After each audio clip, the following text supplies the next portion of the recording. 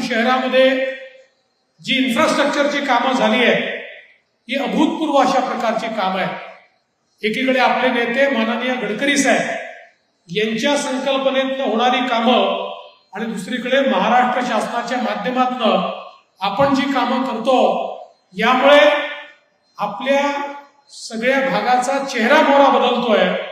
आणि मला सांगताना आनंद वाटतो की आज देशामध्ये जेवढे इन्फ्रास्ट्रक्चर प्रोजेक्ट चालले आहेत त्याच्यामध्ये सर्वात जास्त इन्फ्रास्ट्रक्चर प्रोजेक्ट जर कुठे चालले असतील तर ते महाराष्ट्रामध्ये चाललेले आहेत। हे सांगताना मला अतिशय आनंद वाटतो। ते मेट्रोचे असो, ते रस्त्यांचे असो, ते हायवेजचे असो, ते एअरपोर्टचे असो, ते पोर्टचे असो, सगळ्या प्रकारची इन्फ्रास्ट्रक्चरची कामं ही महाराष्ट्रामध्ये अत्यंत वेगाने चाललेली आहे आणि अजून खूप कामं आपल्याला करायची आहे। त्यामुळे जयस्वालजी तुम्ही चिंता करू नका, तुम्हाला आम्ही एक काम पूर्ण केलं म्हणजे तुम्ही रिकामे झाले असं नाही, तुम्हाला रिकामा राहूच देणार नाही।